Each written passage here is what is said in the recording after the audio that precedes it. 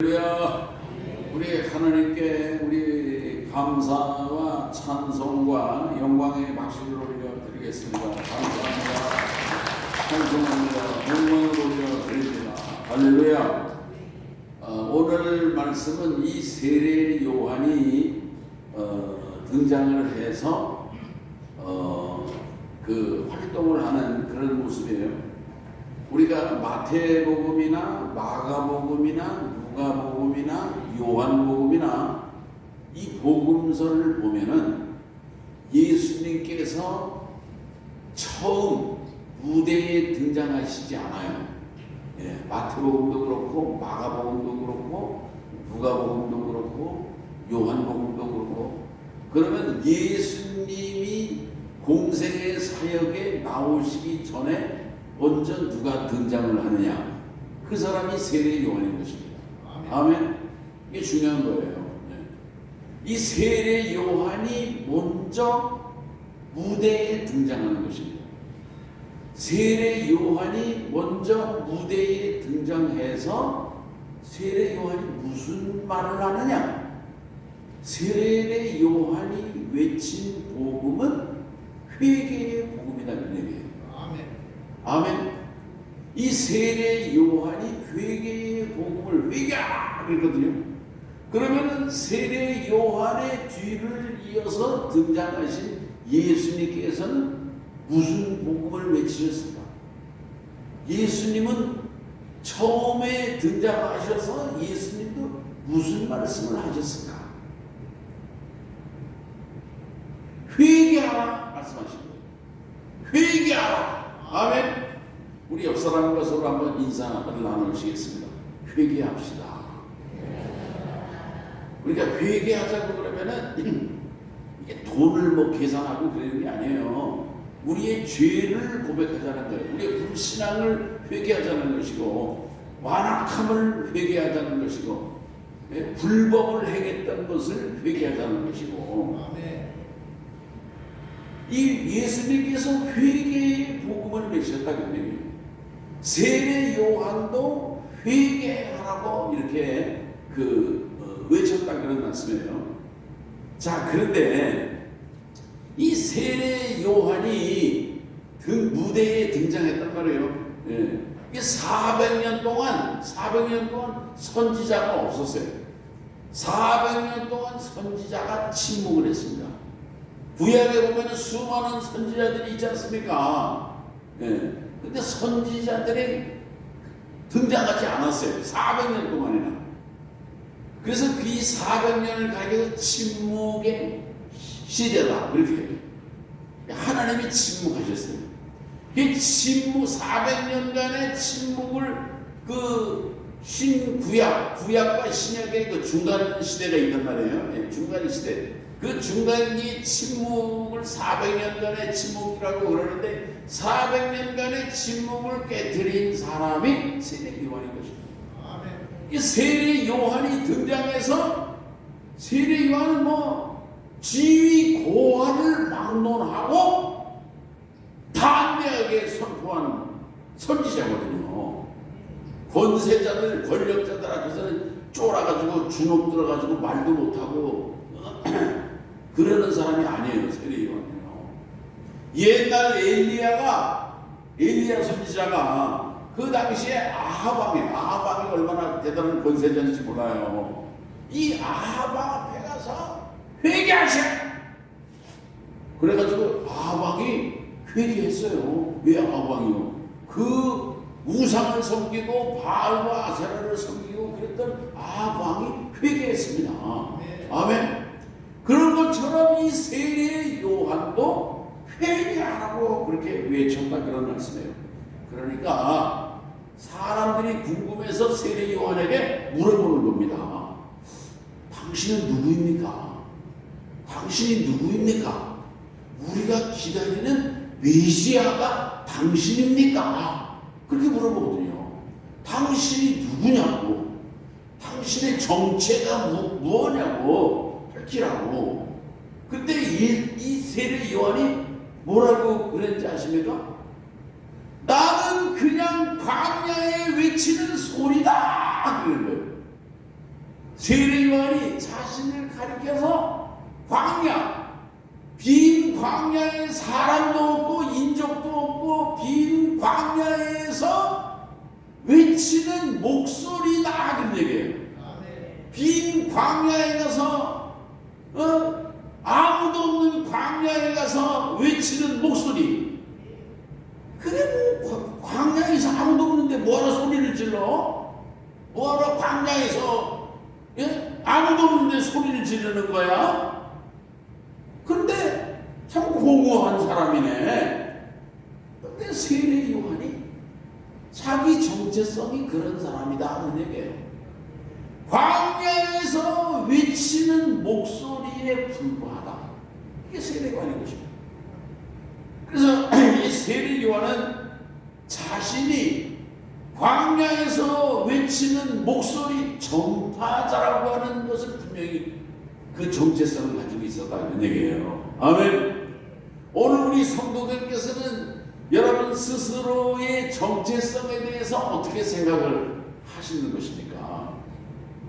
내가 누군데, 내가 주인인데, 내가 뭐 집주인이고 빌딩 주인이고 땅 주인이고 내 인생의 주인이야. 뭐 그렇게 생각하실 수도 있을 거예요. 이 세례 요한은 자신은 광야에 외치는 소리다는데 그 광야에서 주의 길을 예비하는 이 내 뒤에 지금 대단한 분이 오신다. 길 비켜라. 이를테면 그렇게 외치는 왕이 났습니다. 왕이 오실 것이다. 이를테면 그 길을 만드는 그런 역할을 이 세례 요한이 한다고 그렇게 자신을 얘기했다는 얘기예요. 예. 하나의 목소리에 불과하다. 그렇게 얘기했습니다. 오늘 우리 성도님들은 이 세상을 살아가면서 우리가 많은 말을 합니다. 수많은 말을 해요. 오늘 우리들이 정말 세례 요한이 회개의 복음을 외쳤는데 오늘 우리들이 하는 말 속에는 어떤 의미 있는 말을 하고 있을까? 오늘 우리의 그 대화 속에 이야기 속에 세례 요한은 예수님을 얘기하고 있다는 얘기예요. 오늘 우리의 삶에도 정말 인생의 주인이시고 역사의 주인이시고 생명의 주인이시고 모든 만물의 주인이 되시는 예수님을 이야기할 수 있는 그런 성도로 살아갈 수 있기를 바라는 것입니다. 자, 그런데 이 세례 요한은 어디에서 사역을 했느냐? 광야에서 그쳤어요. 광야.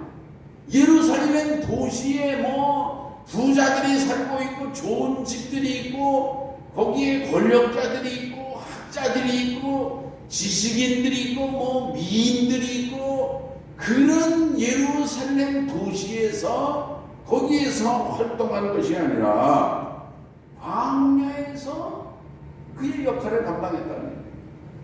오늘 우리들은요, 이 광야가 이스라엘과 어떤 의미가 있을까 생각을 해보면요, 이스라엘 백성들은 광야를 지나온 백성들이 광야에서 40년 동안 그들은 살았습니다.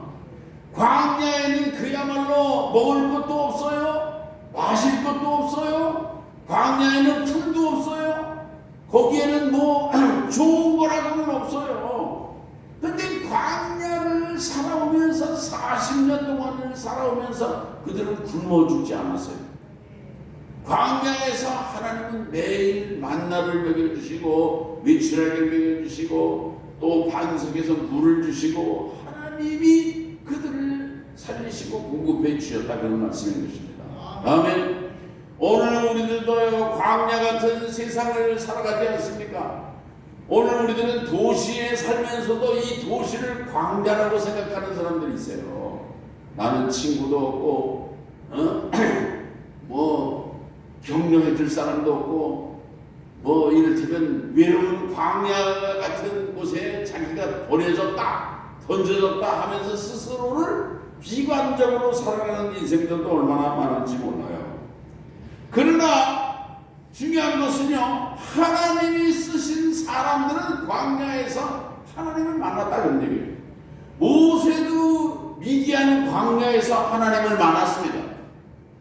다윗도 그 유대 광야에서 짐승들 목동으로 양을 치면서 그 다윗이 하나님을 만났어요.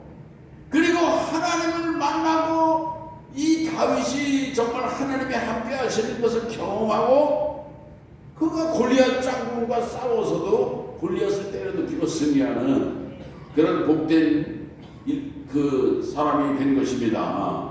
오늘 우리들도 이 광야 같은 세상을 살아가면서 하나님을 만나시기를 바라는 것입니다. 광야에 아무도 없다.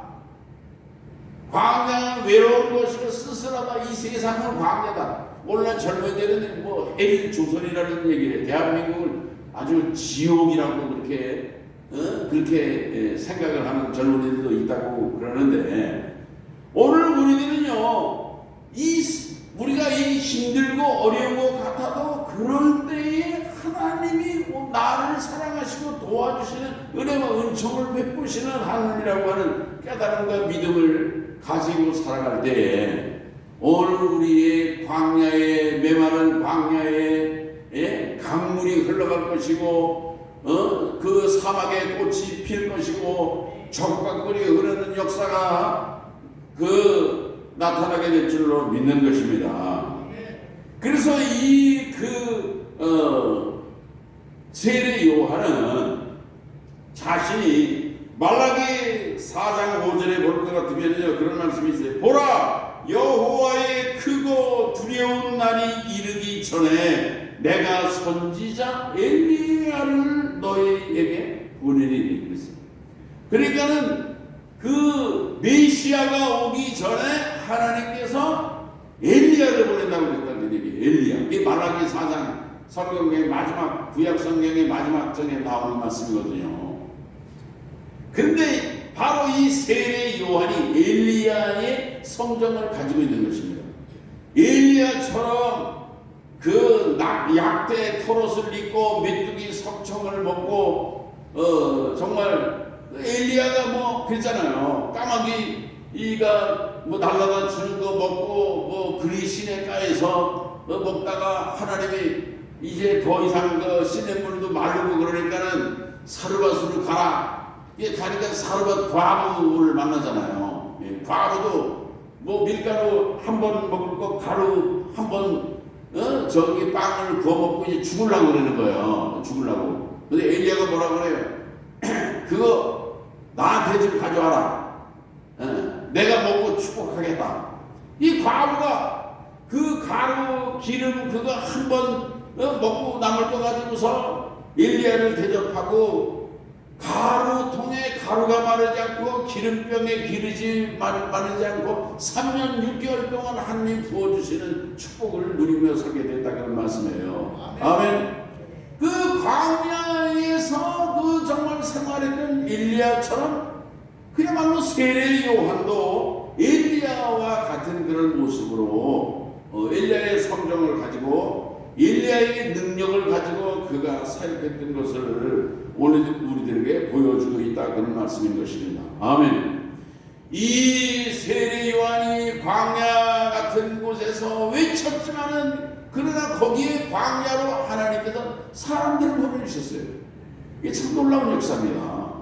오늘 우리들이 하나님의 사람이 되고 하나님과 함께하는 인생이 된다고 하면은요, 오늘 우리가 어디에 있든지, 우리가 교회를 개척하는 목회자들도 그래요. 내가 몇 분의 목사님들 알고 보면은요, 그래요. 어디 사람들이 많이 살고 있는 곳에 교회를 세우는 게 아니라 도시를 사람들이 사는 데 떠나가지고 저 뚝방을 건너가지고 저 산기슭 밑에 사람도 없는 데 가서 교회를 개척해요. 왜 여기서 교회를 개척했냐고. 그러니까 기도했는데 하나님이 여기다 교회를 세우라고 했다는 거예요. 그러니까 우리들은 이해가 안 돼요. 그렇지만 하나님이 해라고 했다는 거예요. 하나님이. 그래가지고 교회를 세웠는데 하나님의 사람들을 그리로 보내주시더라고요. 당신에도 그런 사람이 있어요. 그분이 진짜 그런 얘기 하는 거예요. 오늘 우리들은요, 하나님을 만나고 하나님이 응답을 받고 하나님이 기뻐하시는 순종하는 삶을 살면은 하나님은요, 내가 생각하는 그 이상으로 하나님은 우리보다 더 지혜로운 분 아닙니까? 우리가 생각하는 이상, 그 하나님은 하늘이 땅보다 높은 것 같이 내 생각은 너희 생각과 다르고 너희 길은 내 길은 너희 길과 다르다 그러잖아요. 오늘 우리들은요, 하나님과 동행하며 하나님과 소통하고 하나님과 함께하는 인생으로 살아갈 수 있기를 바라는 것입니다. 내가 어제 여기 저 박경 권사님하고 지금 계시는지 모르겠는데, 박경 권사님 있어요? 내가 아들 얘기 좀. 권사님, 내가 어제 저 주문 예배를 가면서 그 아들이 교회를 잘 안 나와. 내가 그 아들 그 제 영이 아주 얼마나 내가 마음으로 참 소중하게 생각했던 그 청소년이란 말이죠. 이런 아이들이 참 귀하거든요. 이런 아이들 마음속에 예수님이 계시면요, 그 아이를 통해서 역사를 새롭게 하는 것입니다. 저 같은 사람도 참 무지랭이 같은 사람이에요. 저 같은 사람의 마음속에 심장 속에 예수님을 모시게 되니까 하나님은 나를 얼마나 이렇게 복되고 위대하고 크게 쓰시는 것입니까? 나는요, 정말 너무너무 형편없는 사람이 없었어요. 저는요. 그래서 재영이가 교회를 안 나와. 그래서 내가 교회에 좀 나오면 좋겠는데, 내 애들은요, 똑똑하게 생각을 하는 겁니다. 교회에 가서 1시간 동안 예배 드리는 것보다 1시간 동안 공부하면, 이게 1년을 따져봐라! 얼마나 차이가 나겠느냐. 그래서 내가 그런 얘기를 했어요. 사람들은 똑똑하게 사는데, 그러나 믿음으로 사는 사람을 하나님은 눈여겨보시고, 지금은 똑똑하게 살고, 가서 예배드리고, 그 시간, 그 소비하는 시간에 여기서 공부하고 그러면 크게 출세하고 잘 되는 것 같아요. 잘 될 수도 있어요. 합격하고 여기는 떨어질 수도 있다니까. 예배드리고 교회 다니고 그래서 손해를 볼 수가 있다 그래요. 그런데 하나님은요, 그 인생은 지금이 전부가 아닙니다. 지금이요. 나중에 보면은요, 그때 손해본 것 같아도요, 그때 믿음으로 기도하고 주님을 의지하고 떨어지기도 하고 낙방하기도 했지만은요, 그 사람들 하나님이 얼마나 보상시켜 주시는지 몰라요. 믿으시기 바랍니다. 믿으시기 바랍니다. 이거를 믿어야 이게 하나님 믿는 거예요. 그냥 똑똑하게 살라고 말이지, 똑똑하게 그냥 손해 안 보고, 그건 믿음이 아니에요. 그건 믿음이 아니에요. 여러분, 믿음으로 어리석게 사시기를 바라는 것입니다. 하나님을 믿고 사는 게 어리석은 것 같지만은요, 그게 지혜롭고 복된 삶이에요. 하나님이 책임져 주시는 인생이 된다는 얘기예요. 할렐루야. 내가 그래서 그 다음에 또 얘기를 이제 또 하는 시간이 많이 가니까 한 얘기는 제가 많아요. 저도 살아본 인생이 있으니까. 그리고 청년 시절, 청소년 시절에 나는 몰랐어요. 나는요. 그렇지만 그러나 내가 지금까지 살아온 인생을 보면은 내가 하나님을 의지하고 그래도 믿음으로 살고 그저 정말 금식하기도 하고 믿음으로 살고 그저 손해보기도 하고 어리석게 사는 것 같아도 그렇게 했던 것을 하나님이 다 보상해 주시고 나를 또 존귀하게 하시고 승리하게 하시고 사랑받게 하시고 이런 거 생각하면은요, 얼마나 감사한지 몰라요. 오늘 우리 성도님들이 광야에서 살았지만은 주님과 동행하고 그 하나님의 보내신 그 사명자로 살았던 세례 요한의 삶이 오늘 우리 성도님들의 삶이 되시기를 바라는 것입니다. 그 다음에 이 요한을 눈여겨볼 세 번째 대목은 뭐냐면은 세례를 베푸는단 말이에요. 세례를 베푸는데 이 세례라고 하는 것이 구약의 사람들의 문화에는 없는 것입니다. 예. 그런데 이방인들이 이제 유대교를 믿고 개종을 할 때에, 그러면요 이방인들은 뭐를 하냐면은요 이제 세 가지 의식을 거행하는데, 그게 뭐냐면 목욕통에 들어가서 목욕통에서 온 가족이 목욕을 하는 겁니다. 목욕을 하는 것. 그래서 이 개종을 할 때에 목욕을 하는데, 이를테면은 여기 세례 요한이 베푸는 이를테면 세례가 이방인들이 유대 교인이 되기 위해서 세례를 목욕을 하는 것과 같은 그런 과정이다. 그렇게 생각을 하면 돼요. 그리고 이방인들은 그 하나님을 믿는 그런 유대 교인이 되고자 하면 두 번째로 할례를 행해야 되는 것입니다. 모든 남자들은 그래서 할례를 행해요. 할례. 그 다음에 세 번째로는 온 가족을 대표하는 가장이 희생 제사를 대표로 드리는 거예요. 그런 이 세 가지의 과정을 거쳐가지고 하나님의 백성이 된다는 얘기예요. 유대교인이 되는 것이 하나님의 백성이 된다는 말씀이죠. 자, 그런데 여기 세례 요한은 세례를 베풀어요. 세례를 베푸는데 목욕통에서 거기 뭐 온 가족이 그 고여 있는 물 속에 들어갔다가 하는 그런 것이 아니라 흐르는 요단강 강물에서 세례를 베푸는 것입니다. 아멘. 그 성경의 구약 성경에 보면은 에스겔이 그 성전 문지방으로 동편에 있는 성전 문지방으로부터 그 생수가 흘러나오는 생수를 이제 얘기하고 있는데, 바로 여기 그 세례 요한이 베푼 세례는 흐르는 그런 에스겔의 그 강물을 상징한다. 그렇게 이제 이게 내가 성경학자의 주석을 보니까 아주 설명을 이렇게 했다 그런 말씀이에요.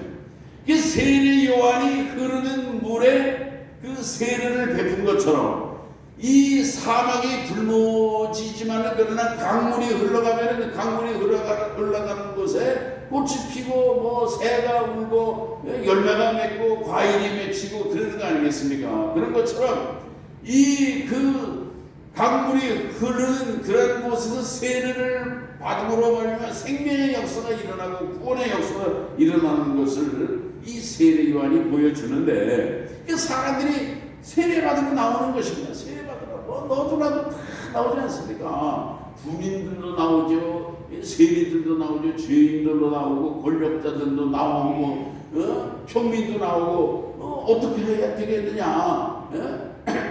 그러니까 뭐 군인들에게는 강탈을 하지 말아라, 고발하지 말아라, 억울하게 하지 말아라, 세리들은 저만 세 받으라, 군인들은 월급이 적다고 해서 강탈하는 게 아니라 있는 것을 족한 줄로 알아라. 오늘 우리들의 삶 속에도 적은 소득에도 감사하실 수 있는 그런 삶을 살아갈 수 있기를 바랍니다. 공의롭게 살아가라 그런 얘기죠. 올바르게 살아가고 도덕성 있는 그런 삶을 살아가라는 것이 이 세례 요한의 이 강조한 이제 그 세례거든요. 자, 그런데 이 세례 요한이 그렇게 해서 세례를 베푸는데, 세례 요한의 중요한 점은 뭐냐면은 나는 너희들에게 물로 세례를 준다. 이거는 아무것도 아니다 그런 얘기예요.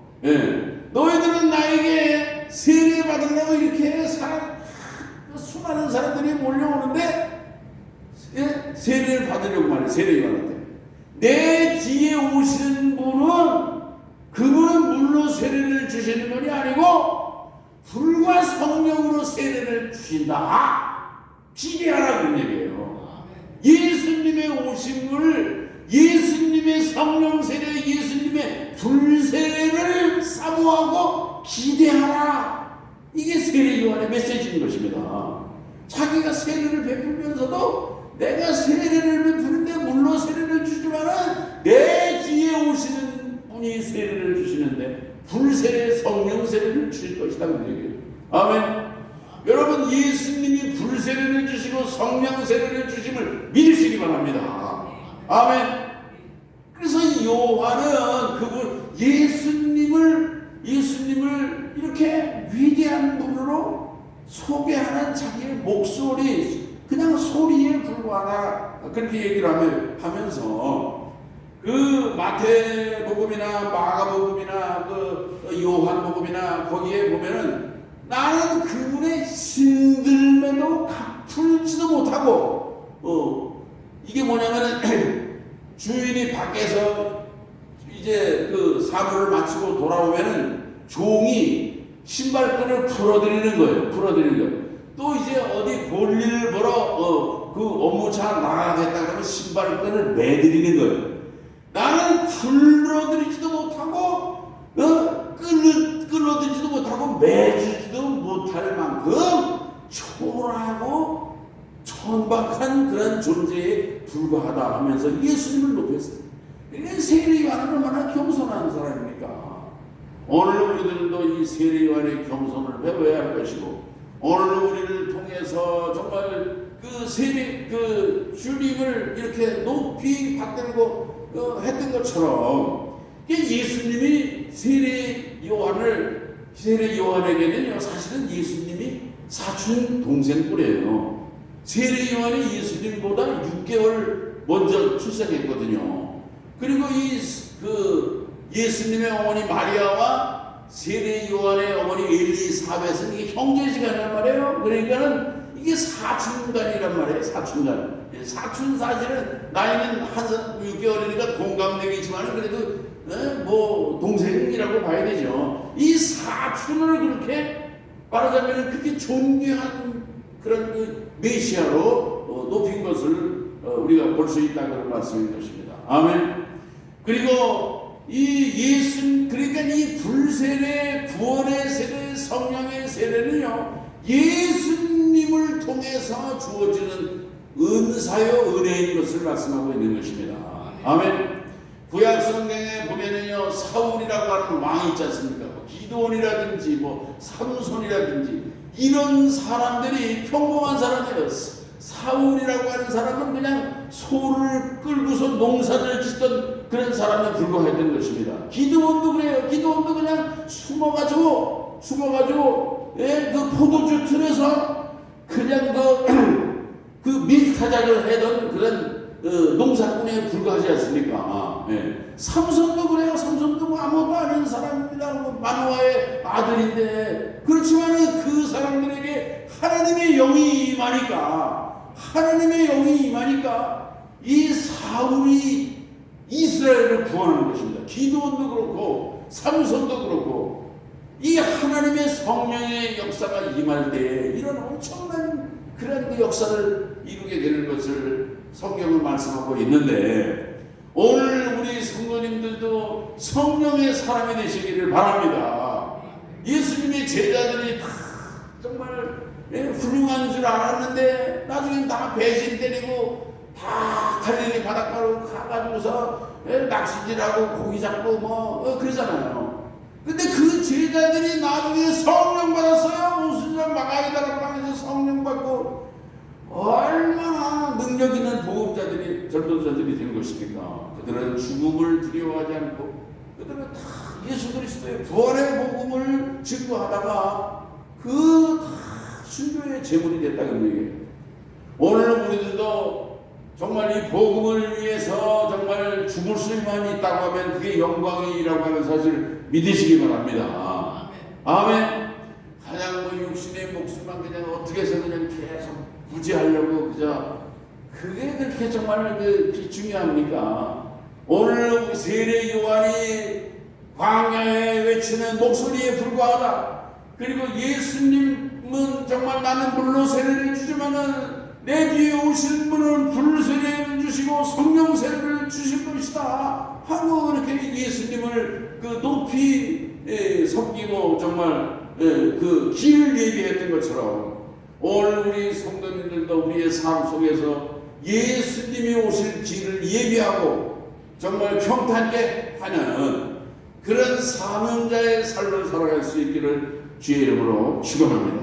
하나님 아버지, 오늘 세례 요한의 사역의 활동 모습을 생각을 하면서 오늘 우리들도 광야 같은 세상이지만 이 광야에서 이 세례 요한이 활동할 때 수많은 사람들이 광야로 모여들고 그 요단강에 와서 세례를 받고 할 때에 오히려 세례 요한은 교만해지고 높아진 것이 아니라 자기는 물론 세례를 주지만은 내 뒤에 오실 그 사천 되시는 예수님은 불세례와 성령 세례를 주실 것이라고 하는 그런 정말 복음을 증거했던 것처럼 오늘 우리들의 삶을 통해서 예수님을 드러내고 예수님을 높일 수 있는 정말 복된 사명자의 삶, 믿음의 삶을 살아가는 우리 성도들 되게 하여 주시옵소서. 예수님의 이름으로 기도합니다.